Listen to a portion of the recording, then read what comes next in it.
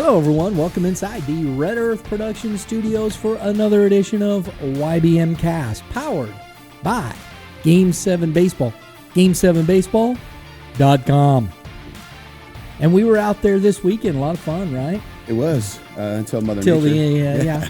For me, at least. Till Saturday. They were able to get quite a bit done. So we're gonna have Dave on the show tomorrow.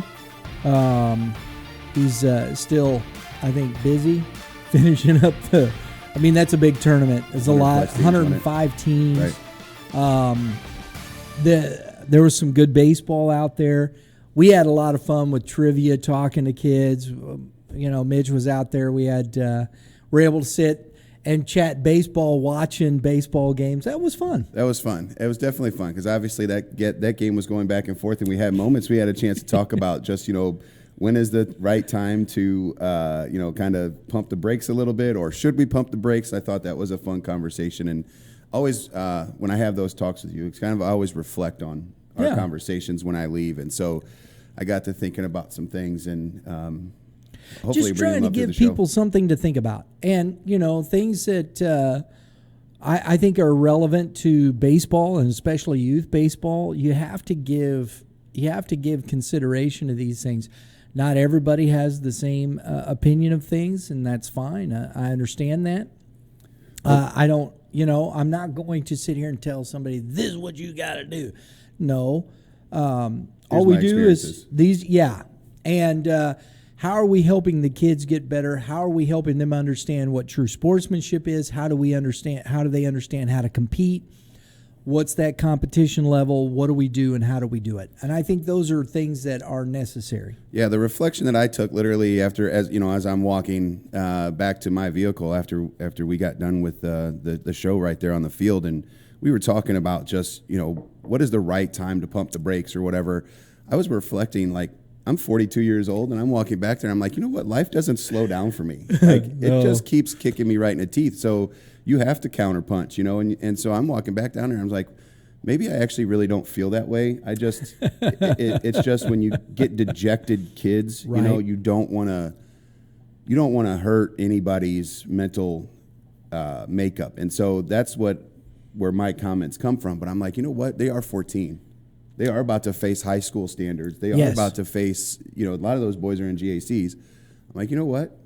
Let's go. Let's just get after it. Screw it. Like, you have pride to still play for, right? You still, like, when life gets you, you still have to wake up and fight. So, I got to reflect on that conversation quite a bit, in that 25-minute walk. It seemed like it took me to get from the field to my car. But it was packed. It was a packed house this weekend. It was awesome to see all the teams. And on the other end, how do you hold your kids to accountability to continue to play hard, to compete when you're up so much on, and you don't want people to just go, oh, that guy's run. No, I still need to compete. My kids need to compete.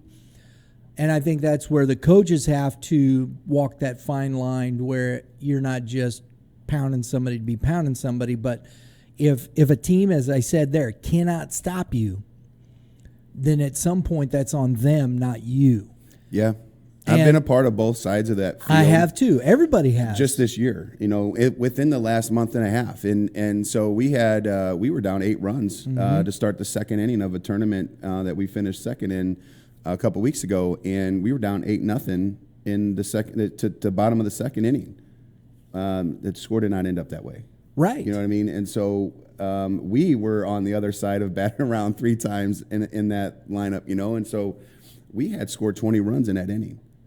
And at some point, like, we're in bracket plays, like, what do I do? And again, just the conversation, I had to reflect back on what I was doing then. I told my coaches, I was like, hey, they got to be driven in. We're not taking things off the backstop. If the ball's a double and the bases are loaded, clear them if it makes sense. I think that's fair. Don't push just to deject those other kids. And one of the things that I've learned too this past weekend is you'll see some teams that get up and they just annihilate the other team's mentality with just verbal, attacks. Yeah. And not that they're trying to be super mean, but it is just, it's brutal. Like, kid boots a ball, everybody in the park lets them know. I'm like, bro, it's 15-0 right now. Like, Take it easy. Yeah, relax there, you know. Yeah, that's good. Well, pat him on the butt and say, hey, man, make the next play. Come on, we got it. You know, I whatever. love the thought process. You said earn it.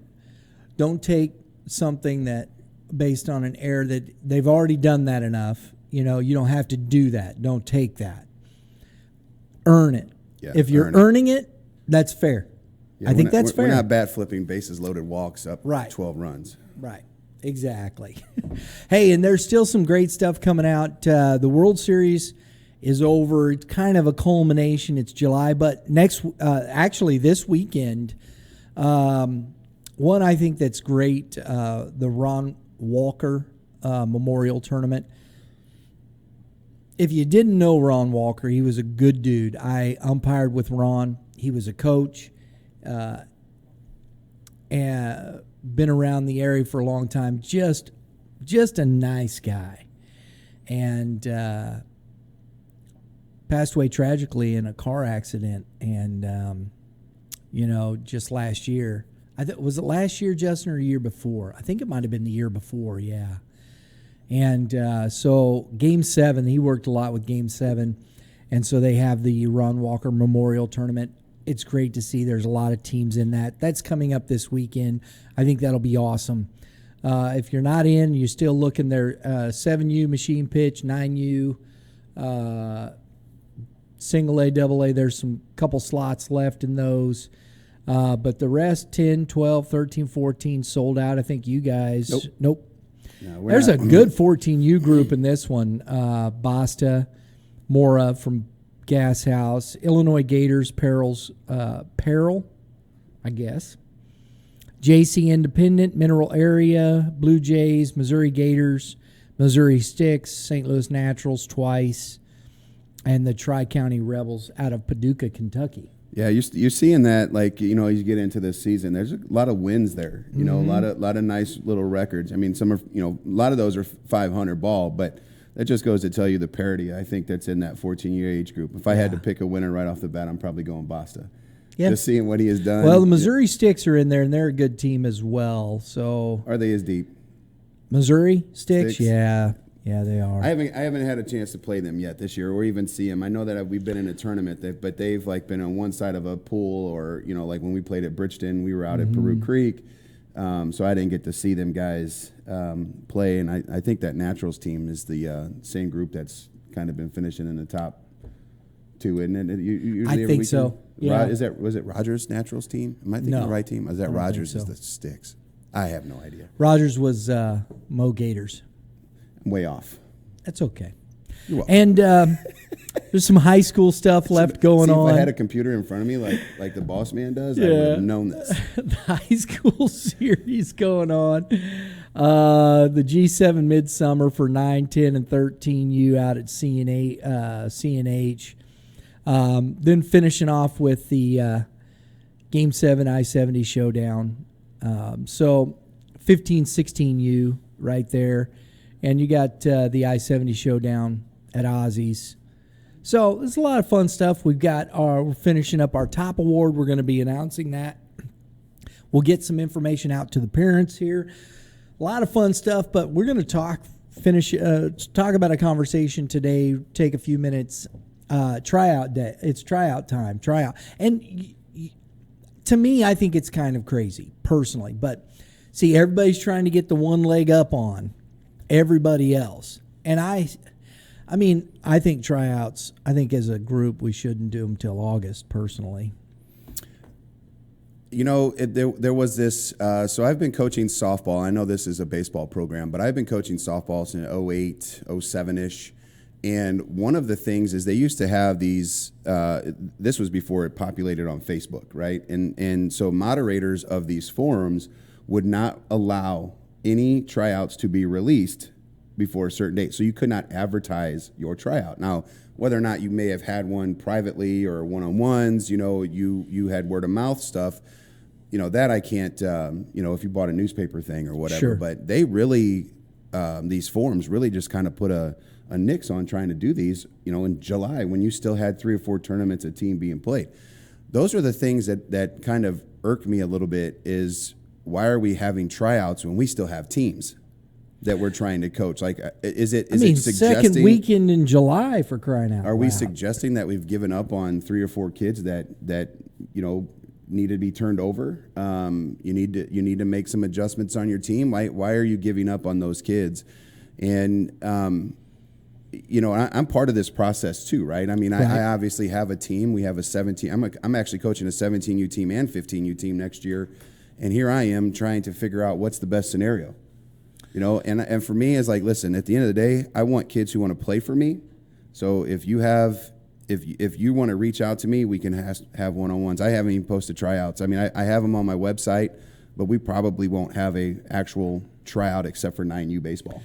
And most 9U baseball is over. Yeah, so little kids. Yeah, I mean, they're going to be like a Rec Plus team. Like they're going to play single A ball, and they're having them next week. But they're not playing. I remember when all this started, everybody was trying to get the jump on, trying to get a player. The gamers started moving this earlier and earlier and earlier. And it was just like, really? Why? Why, you're getting kids anyway that are very good going to a gamers tryout. And puts a lot of pressure on people to look at this situation and go, oh my gosh, what do I do? Where do I put my kid? I want to go to this tryout. Well, I don't think as parents we're taking the right approach to things. This is my parents or adults. Well, this is my thought process on this, okay?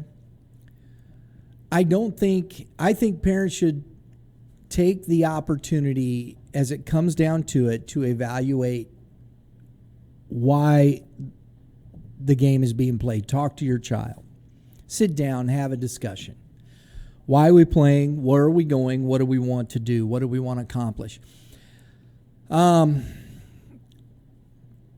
than, going and hanging out at the ballpark, does your child really want to play aggressively? What's the next level? Where do they want to go? What's their goals? And honestly, a 9, 10, 11, 12-year-old sometimes, they don't know yet. They're just playing ball. So what is it that you want out of this? What organization do you believe? And are you going and vetting some of the organizations?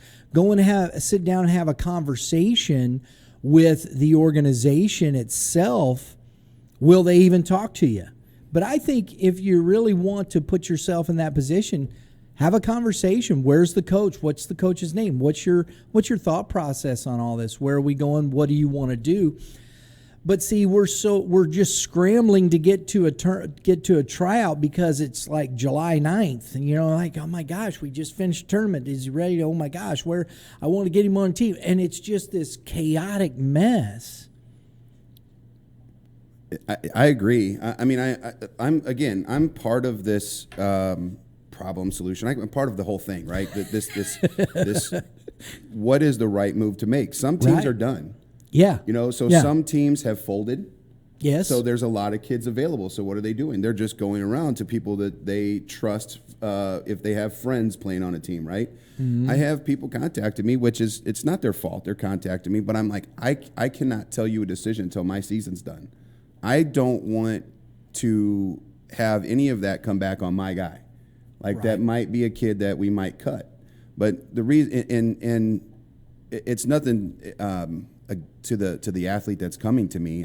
I feel that I need to respect my team and my group. Our last tournament's at I-70 Showdown. Yes, right? I saw you were in that. So guess what? That's when my decisions will be made for my team. Yeah. Now, kids are going to come to me and I'm going to say, hey, I like you. Make the decisions that you need to make. You already know what I'm about. You make whatever decision, but here's my decision on this date. I might send that night when we're done playing, but at the end of the day, like, I'm waiting. I don't know why we're all chasing the same athlete for the most part. If you're a national team or you're a premier team, you're not worried about the players I'm chasing. No. I'm chasing that guy that's the middle of the pack. He is the large percentage of our athlete. I want people that comes and wants to play for me. And I don't want to chase somebody that's never watched me coach, because I'm not for everybody. Here's the other point of this too. I think there is a realistic, or should be a realistic, thought process in how am I developing the kids that I have? And instead, we're so busy going, well, that kid's not good enough to play on this team. Well, are you good enough to coach that kid up? That's a real thing. We never look at that thought process. Well, that's a real thing, because I've already expressed to my team my plans, and I've obviously tryouts are being posted. This is the why that I've done this. I told them all I'm not making decisions, and I said if you have questions, you need to ask them. And I've been asked, does my son have a place on your team? Well, your son is grown. Your son's a great kid. However, his IQ is not advancing. The work outside of the sport is not there. Maybe I don't like the body language of the athlete, or some things like that. It's not that I'm giving up on a kid. He just doesn't fit the mold of what I'm trying to do. You can be an average athlete. I have great parents. They leave me alone. But again, there's some small details that I have to have as a coach. And if you don't meet those expectations, I will move on. Right. And I might get a player who is a equal athletically, but maybe he's a little bit more motivated to be a role player. Maybe he understands those things. And so, this is a difficult time. I think this is an interesting, you're going from 14 to 15U. And to me, there's decisions got to be made about players in the sense of, is your role on this team and is your role moving forward more of a pitcher? That doesn't mean you still can't play positionally or you won't get opportunities in that respect. But I need 2 to 3 more arms. And the guys that I have playing positionally have been there. They understand what they need to do. So am I just trying to add another few arms to round out this team to give us a better opportunity to play at a high level and continue the development process? Yeah, 100%. I mean, for this 17U team, like I'm looking at, I want to have a roster of 16 kids. Right. We have 2 16U teams, and Coach Jamal and I are going to have a conversation today on whether or not we, merge the 2 teams or we try to continue to operate. But what I don't want is 2 teams of 12. I would rather have 1 team of 16, put all of our resources together and have some POs and have 10 position players or 11 position players, and then the rest of the guys are your POs. And that's no disrespect to the athlete. It's just what has happened. That happens. You know this as well as I do. This is the general progression of it. I think about guys like Mason Wynn in the Cardinals organization. Lights out arm. Yeah. Phenomenal shortstop. Pitches. Those 90s, 5+. But he is that good of a shortstop. So he was taken out of pitching. Madison Bumgarner obviously has shown the ability to rake in the big leagues as a pitcher.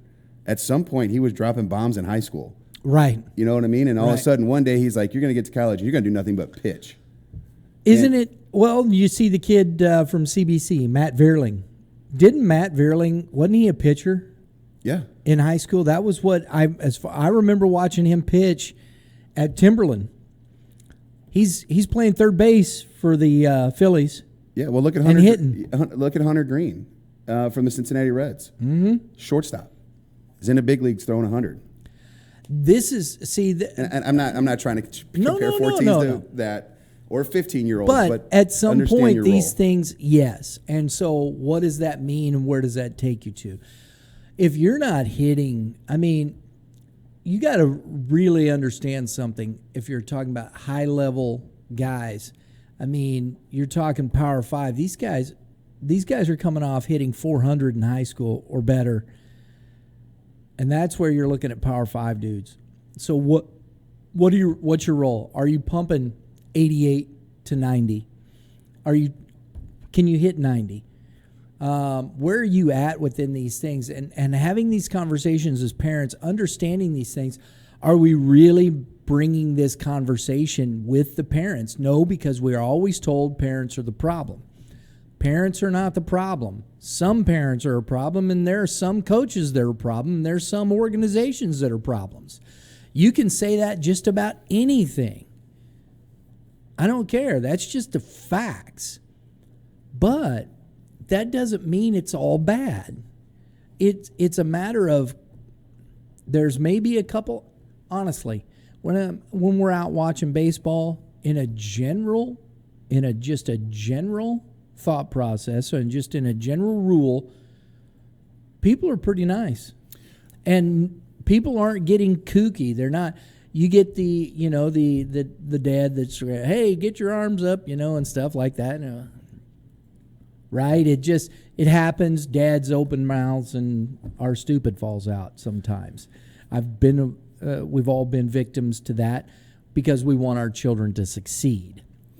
Yeah, I know for my team, I am that coach. I believe in-game coaching when you have a team that needs to build its IQ in the game. Mm-hmm. And so I think what my parents understand is that I beat them to the punch. They don't have to worry about me or, telling their kid to do something because I'm already telling them. So I think I've got that respect out of the parents. And one of the things that I have to do is this changes. At the beginning of every season, we have the fall, right? The fall is for everybody. Everybody gets an opportunity. Everybody's playing. You got to try to see where guys fit. The winter, you start to train that. Now I'm going to lose those kids to high school ball, right? And hopefully, and then I have to get them back. Then when I get them back, I have to retrain them. But the role changes. When you have your role in the fall, it's everybody's opportunity to earn a spot.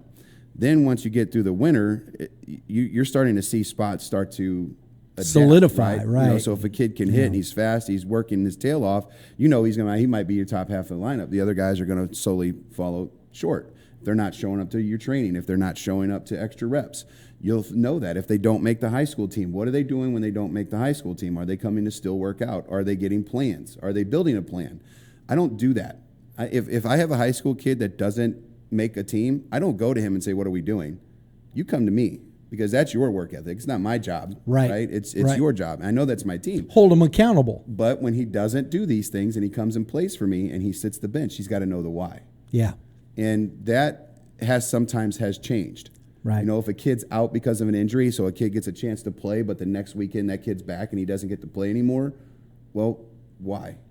Well, your role this week was a kid got banged up. You had your opportunities. You did not succeed at them. You did not grab it by its horns and get after it. You weren't that guy. And here's the other point to this. When we're talking about tryouts and coming to these things, I'm gonna finish up a couple. I don't want to beat a dead horse, but I think it's interesting you said, you got a kid that didn't make his high school team, right? Okay, but he's playing for you. There's some very good, solid AA players that will not make some of these high school teams around here, folks, because just the nature of when you have 50 dudes coming out and you put 9 people on the field, right? That's just, I'm part of it. I've seen it for 2 seasons now. I've been at Timberland, and we've had over 100 kids at all 3 levels try out. Very, very good players get cut. Yes. That I would take in a heartbeat on my club. Yeah, good solid AAA players. I've seen it. We cut college kids last year. I know that Fort Zumwalt West has done it. I know that Howell's done it. People will cut kids that are going to college. Now, it might you're not going to cut a kid like, McCutcheon. That kid breaks, obviously. But you might cut a kid that's going to a small junior college, small D2 or something of that nature, because maybe he doesn't fit the numbers. If you already have 3 third basemen and he's the 4th third baseman, what are you going to do but waste his time? Where are you putting him? You're just wasting his time. I know that sounds tough, and people go, but these are the things that head coaches at high schools are looking at. Do you hold him for a DH? Can he DH? Does he hit better than the other 3 dudes? That may be the case. That may be the only case, but can you accept that? That's a role, right? And it's very hard to do because I'm sure that kid on his summer team plays every game. And so when we talk about tryouts, and this is why I think it's important. Now, one thing about tryouts that I will come back to and finish up this conversation with this is I know we can't really push to August because then you're getting into football.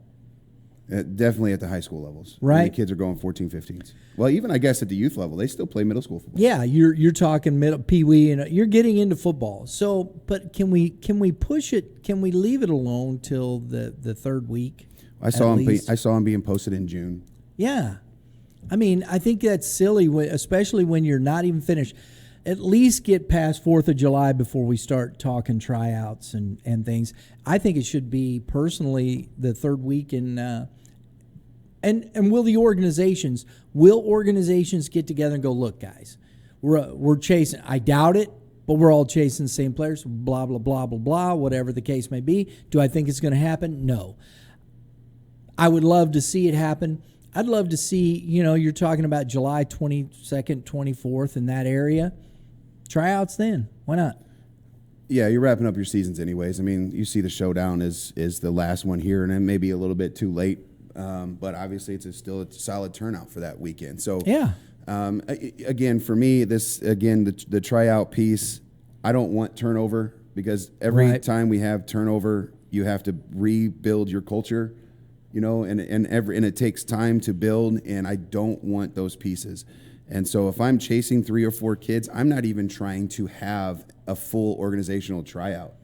I want kids to say, "Hey, coach, I'd like to play for you," and that comes back to these things that these you're playing enough of these groups of the types of kids that I need. I am showcasing my coaching ability every single week, just like these kids are. Yeah. I had a parent reach out and say, "Hey, this was the kid that shoved it against you guys on the mound," and I'm like, "Oh, really?" I'm like, "Okay, let's get him in." To me, I don't know that that's a problem. His season's done. Right. Mine's not, but I'm not bringing him on there to finish my season. Nope. He will wait until August 1st when we, put our team together. But those conversations are happening. That's a word of mouth thing. That is they're chasing something that they saw in our team and the coaching abilities and stuff like that. Chase that. Chase the development. Every club is going to have a routine built. They're going to have a pamphlet. They're going to have flyers. They might have jumbotrons out there. I have no idea. Ask what they're doing. Why don't we take, as parents, vet the club a little bit? Vet the coaches.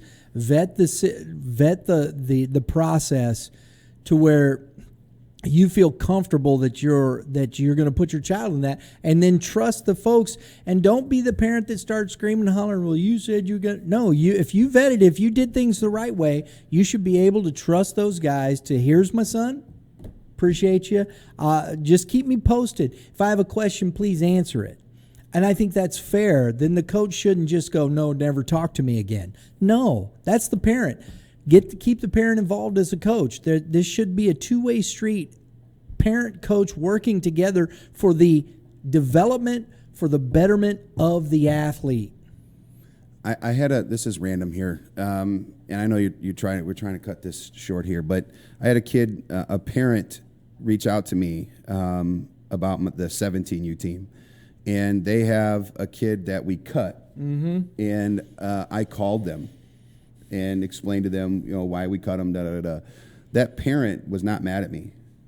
Right. That parent said, well, this is what you're going to get. You're going to get an honest guy, maybe sometimes brutally, but you will have honesty. And that's why that person wanted to try out for me. I cut a kid, and the respect I gave to not, to contact that person directly and have that conversation, tough ones. I don't like them, but I had it, and they respected that. Not happy. They obviously wanted to make the team. But again, a year later, they're vouching for me. And so that, for me as a director, as a coach, that means a ton that happens, Right. And again, this is going to happen with some of the young men that I might have to let go from my team. I'm not going to just say you're cut. I'm going to tell you why. They need to play more to get more experience. They're not going to do that on my team. And these are the things that, as we're talking about this, you can take it for what it's worth. This, conversation. It's what it is. It's what we do. I like it. The more that people get to understand from people that have had a lot of experience in this may be your first child going through this process. Right. You have no idea yet. You're still sold a dream, and the dream is really hard. We'll do this for your son.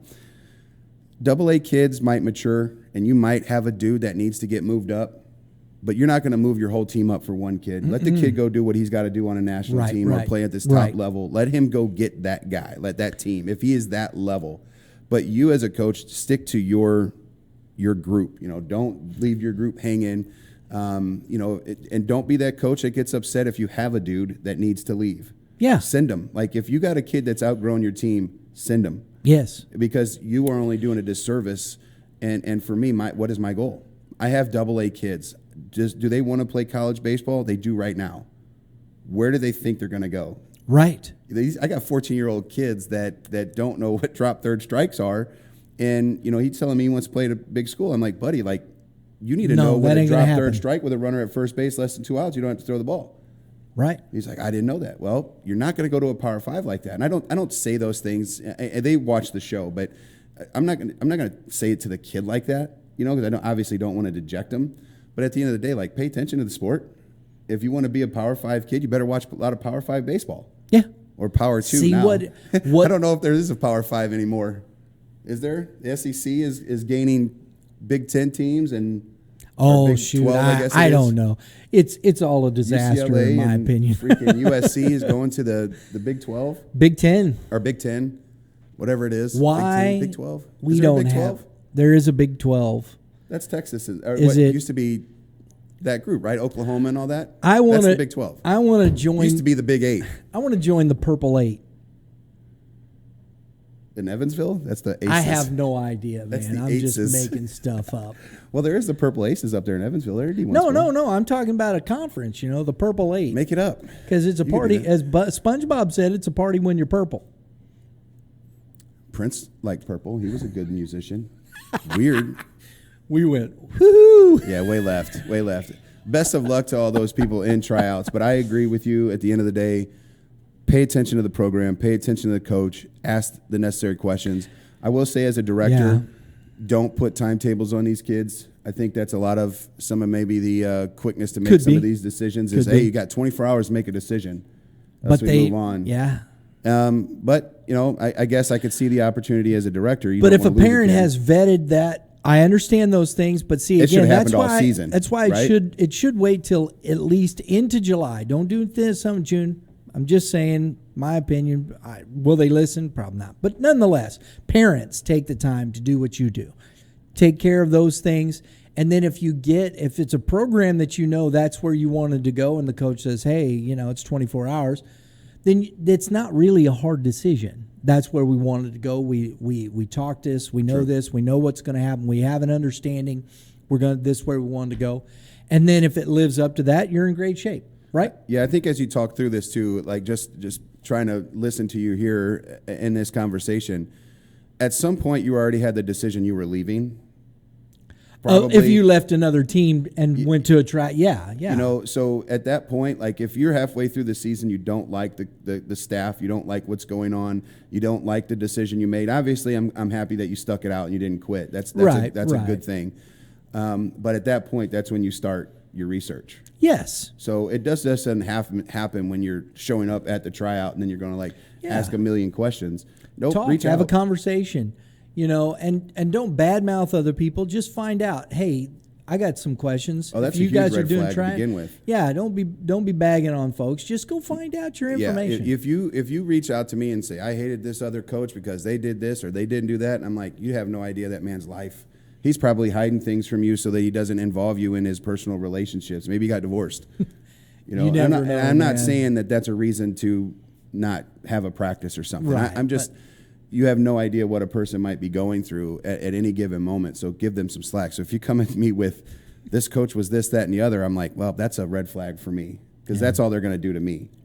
More than likely. Not always, but it is a red flag. Well, I could tell you this much, Brian. I am a difficult person to deal with on the field. No. I am. You're a cupcake. I do. Listen, so we folded my Tribe 18U softball team, and I have not posted the picture yet. I have tears running down my eyes.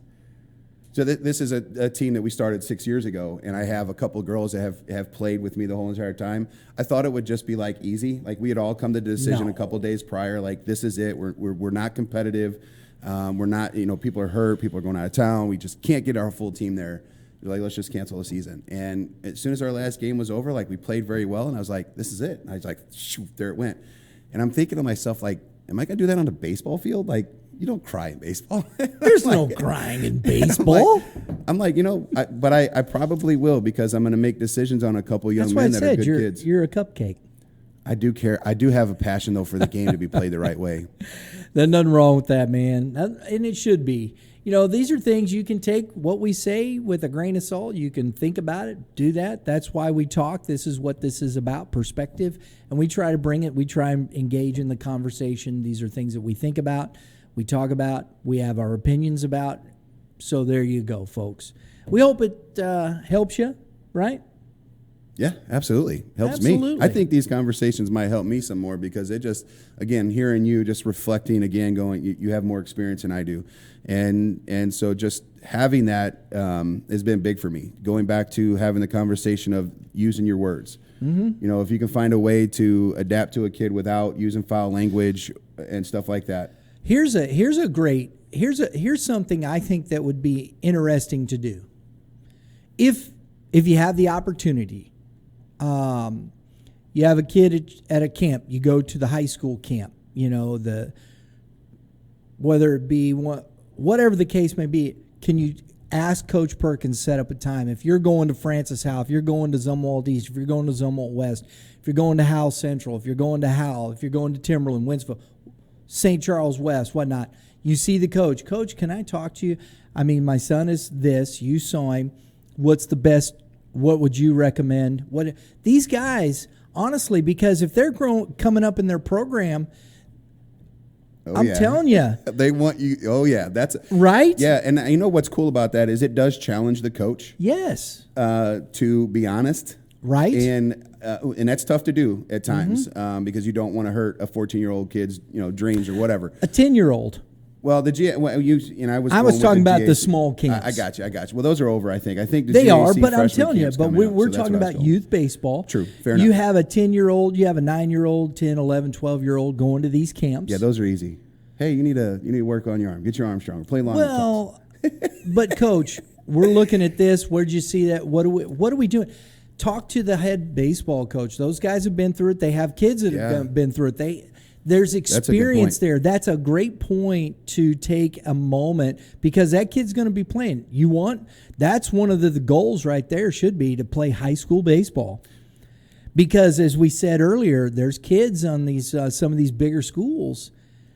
They have talent, but they're not seeing the field. We had a young man throw 88-something miles an hour last year and saw 5 innings. Granted, he wasn't out healthy the whole season, so he should get a huge workload this coming up year, but that's real. That's real. That's real. We got guys that throw 85 that have 4 innings pitched. For reasons, there's obviously there. You have to command strike zone, things like that. But at the end of the day, don't expect to start. But because you throw 85 to 88. Yeah, do ask questions, because I think that gives you the perspective that you need. And a lot of times that if a coach gives you that information, it is up to you and how you handle it. Do you want to sit back and just wait for things to happen, or do you want to grab it and take off? So I'm a firm believer that it's times you need to be the best player on an average team, and then you need to be the average player on a really good team. It gives you a little bit of both, and being the best player on the average team allows you to lead, learn, try to get everybody else better. And then when you're not that player, what are you doing? You're trying to take your own examples and then build to become the best player on the best team. It's up to the athlete, not the parent, not the coaches. It is 100% up to the athlete. All we're doing is giving directions. I hate it when people thank me all the time for, thank you for doing this for my son. Nope, your son took my information and ran with it. It is your son or your daughter who I instruct that is taking this information and applying it daily. I appreciate the gratitude. Of course I do. I mean, I know you do. I get paid that way. That's my living. And so all they do is tell all their friends, and I have referrals, and I love that piece. But it's not me. It's my information maybe, You just know that the athlete is taking the information and doing what they're supposed to do. Yeah, because I have athletes that I don't get that information. I get blamed for the athlete not doing well in games because they don't practice. Right. This is why I choose. Well, I have both, right? But what choices do I get to make? Well, if the kid's not working, I don't have to work with them. That's it. That's true too. So I'm at that stage in my life. I don't have to worry about that. I'm not that 22-year-old coach anymore. Mitch? Yes, sir. Always a pleasure, bro. Love it. Guys, we'll be back tomorrow. We'll catch up with Dave Penning. We got high school baseball talk coming up this week. Got some great stuff as we're moving towards the end of the season and into our winter workouts and all of the stuff. It's been fun. It's not quite over yet, but, we're wrapping it up. We're having some fun. I do want to get on that winter workout list, though. Still haven't got me there. Been here a year. I don't know, man. You got 40 seconds to cut it off. Go ahead. Everybody have a great day in the Lord. All you pitchers, keep throwing strikes, and you hitters, Hitting where they ain't. good advice. We'll see you next time.